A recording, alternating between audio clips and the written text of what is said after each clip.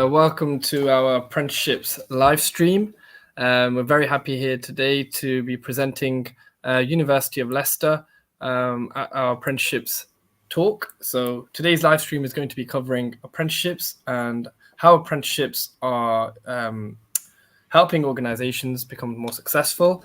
And we have Victoria Demery from University of Leicester, and we have Ben Elliott also from University of Leicester to talk to us about apprenticeships. And we'll get started. So, Ben, I'm going to start with you. Hi, Ben. Ben, would you like to tell me a little bit about yourself and tell us what you do at University of Leicester? Yeah, so my name's Ben Elliott. I'm the apprenticeship lead at the University of Leicester. So my job is to manage our apprenticeship provision in line with our strategy. Brilliant. Sorry. Brilliant. Thank you so much, Ben. Thank you. And Victoria, would you like to tell us a little bit about what you do at University of Leicester?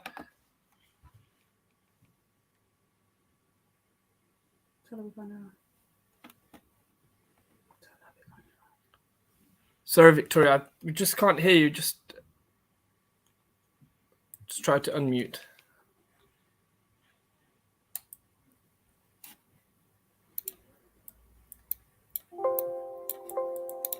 Well, the volume seems to be working. Just bear with us. This one asked the first question. I think there's some sort of technical issues with the volume. Not to worry. What I'll do, I'll just move on. Victoria, apologies about this. But yeah, let's just move on to the first question, and hopefully we should be able to fix that for you, Victoria. Ben, can you tell me what apprenticeships do staff typically complete within university? Across the university, we offer level 2 all the way up to level 7. So with Leicester College especially, we've got kind of level 2 to level 5 courses. We've got around half our provision at Leicester College. They do things from business administration, team leader supervisor, to kind of engineering and property maintenance. So the college cover a large provision of our apprentices, and all over kind of our different colleges and sectors of the university, we have apprentices that attend Leicester College. Brilliant. So there's a lot of a variety of different apprenticeships available from all sorts of different levels. Yeah, definitely. And obviously working with Leicester College, it's keeping it kind of local and in the community. And obviously they service a lot of our core needs. Brilliant. That's perfect. Thank you, Ben. And so we have one more question again. So how have apprenticeships benefited your company? So University of Leicester, how has it benefited in terms of apprenticeships? I think it's just giving people that extra career option and avenue, apprenticeships for anyone at any stage of their career, whether they're new to the business or, they've been with us for a while and they're looking to kind of develop and upskill. I think a key example, especially in partnership with Leicester College, is our graduate management trainee scheme.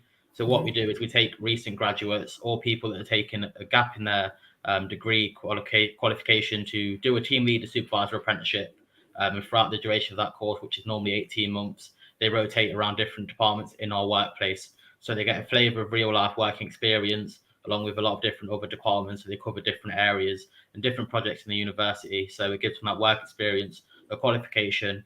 But then, there's a job of that at the end, or if they wish to continue their studies and then work for us after, great. So it's kind of a career gap for them, but there's obviously the potential to stay on and do another apprenticeship as well.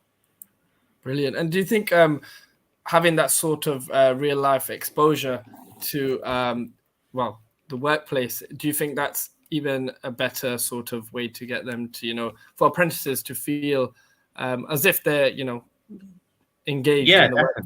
Yeah, definitely. So, I mean, for our staff at our university, for example, wear blue lanyard and students wear red. So when they join as an apprentice and obviously an employee, we kind of treat them as, maybe in a kind of adult way as well, but they get the kind of work brief. So, they're kind of fully part of the working life. And if they was on their studies normally, they'd have to work part-time, for example, for, just things like obviously having some money in their pocket or, getting that experience. So doing an apprenticeship, they get the best of both, they get paid, they actually work for us as well. And regardless of what they do after their studies or in the future, they've had that first step into the working world, which obviously helped them when looking for a job moving forward. Brilliant. Thank you, Ben, for that. So that leads me on to my next question then. So what sort of progression routes are available for staff after completing their apprenticeship? So in line with our career pathways project, we can really map people's careers in apprenticeships from kind of level 2 to level 7.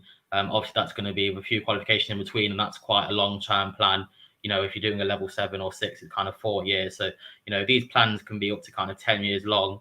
And obviously, people might want kind of breaks in their career and things like that. But what the plan behind the career pathways project is that we can map these people's career out. So in terms of motivation and also retention of staff and reducing the turnover, the fact that we can support them with apprenticeships is really key. And as part of the kind of HR team that we sit under, we have kind of links in with our kind of wider L&D team. So there's other courses we can offer besides apprenticeships. But obviously, as our kind of key focus is apprenticeships, that's what we aim to do. But we're kind of there for all aspects of career support.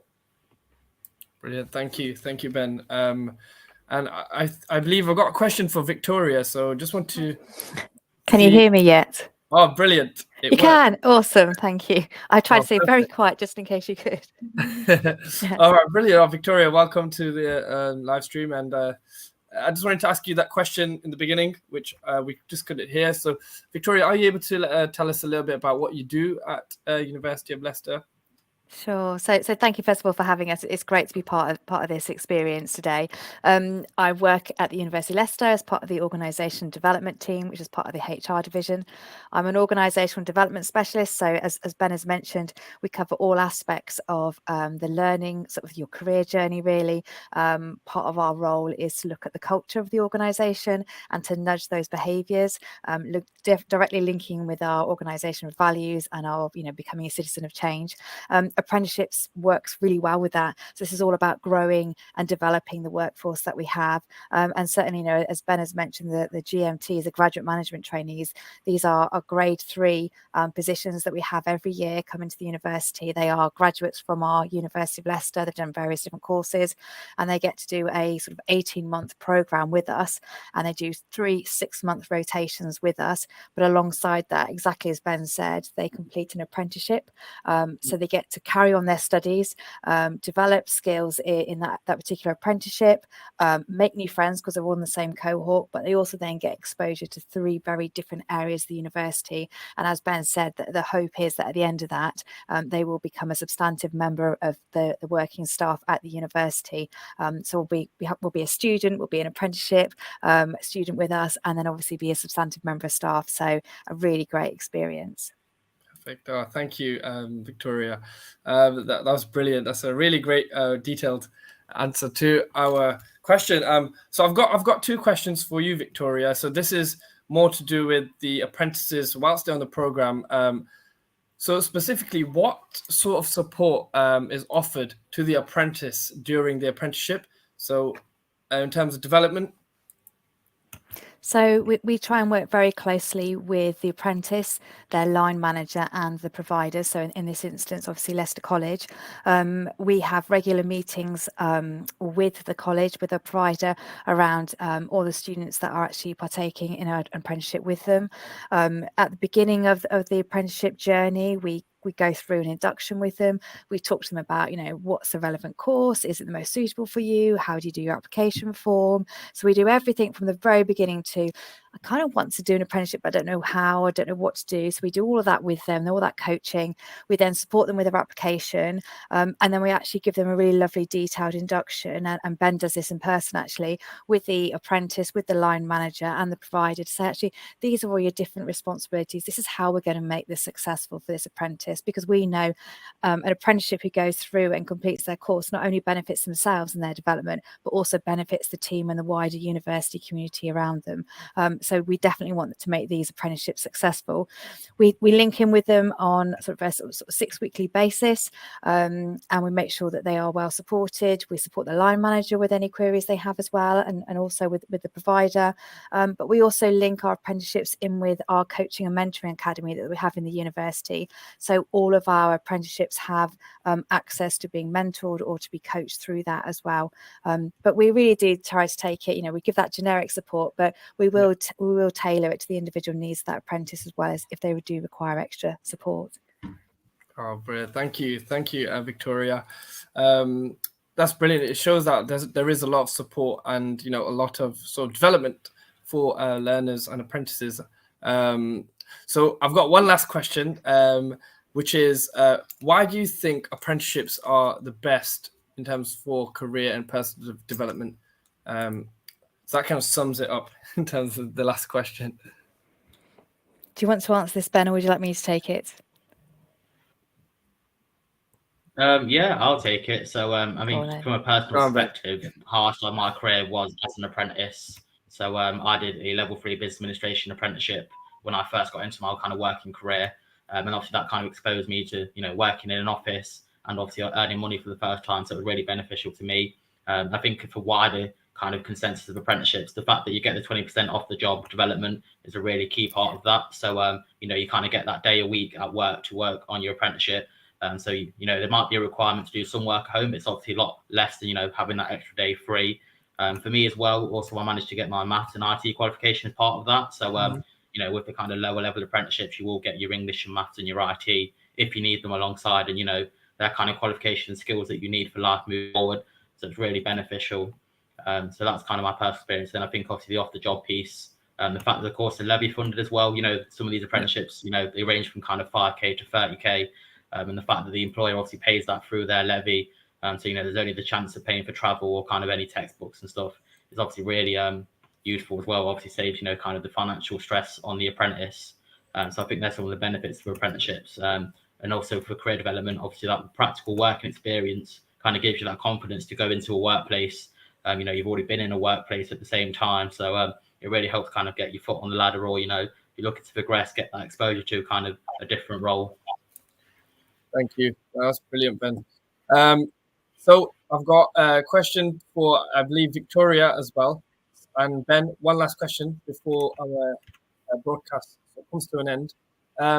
What sort of advice would you give to a new apprentice, someone that's wanting to go into an apprenticeship, let's say, the next coming months? What sort of advice would you give to them, Victoria? So if I take this, Ben, and you chip in as and when you feel, please. So Ben and I have both done apprenticeships in our career journey. So we can speak from, I guess, both sides of the coin on this. My advice would to, number one, make sure that your apprenticeship is based around your current job. If you're going to do it as part of your sort of career development, use it as part of that career journey, because then obviously off the job training and all those hours kind of really is much easier to achieve. Be really clear about your expectations. You know, apprenticeships can be difficult. You know, you are going to have to juggle work and home life and everything else around it. The rewards will be amazing though. But you have to be realistic in terms of the commitment you're going to have to give that apprenticeship. So I guess going into it with open eyes. That being said, understand what support is out there for you. And if you do start to struggle, speak up. You know, there are other people who've been through apprenticeships, certainly within our university, that we can link you in with, do some mentoring. There's obviously all the other wellbeing services that we have at the university, but also within OD, we can absolutely help, you know, with sort of managing some of those issues that apprenticeships tend to have potentially in their first few months going into that journey. So if you do have a problem, speak up straight away. There is help there. You just need to raise your hand and say, please, can you help me? And we're more than happy to do that. So be aware, I guess, of what you're taking on. Understand that it is going to be hard work, but that the rewards will be absolutely worth it. You will learn so much and it will change you, and you'll meet lots of other people and sort of really grow your personal skills, not just the skills around your apprenticeship as well.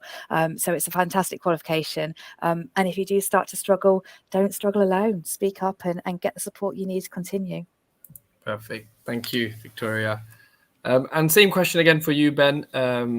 What sort of advice would you give to an apprentice or a new apprentice that wants to get into a sector? Yeah, definitely. Well, if you're obviously looking at kind of your first step into working life, I think an apprenticeship is one of the best ways to go about it, because like I said, you get that qualification, you get that time to work on it at work, and you're also, you know, for most of your time in an actual workplace for potentially the first time. So, you know, you're going to be working with a lot of kind of older experienced people that have been doing the role for a while, so they're going to be there to kind of support and mentor you.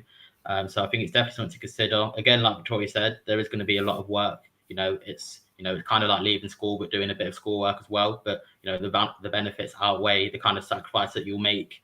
Then, you know, apprenticeships, you know, like I said, they got to kind of university level, so you know, you can kind of really map your career out long term as well. And if you look at the Institute for Apprenticeship website, you know, there's over 600 apprenticeship standards that are live. So, you know, technically there's an apprenticeship for every kind of role that's out there. So just a case of exploring what's right for you, and obviously following that passion. And then obviously the career development side will be there to help you as well. So definitely consider it. And obviously at the University of Leicester, we're always kind of recruiting and things like that. And there's always development opportunities with us as well. Brilliant. Thank you so much, Ben. It was really great speaking to you both, and really, you know, getting an understanding of what apprenticeships are about and sort of the opportunities out there. What I wanted to do was sort of link on this live stream as well for the people that have joined us, is that we do have vacancies available on our website as well.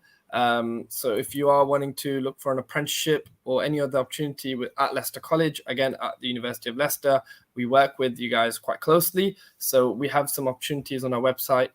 So I will be linking it, the description below. But yeah, definitely have a check out on that. And yeah, it's been really great speaking to you both. And thank you so much for your time. It's quite a knowledgeable experience as well today. So thank you guys for that. Thank you very much for having us. We really do appreciate it. Thank you. Thank you so much for your time. Thank you, guys. Take care. Bye-bye. Take care. Bye. Bye.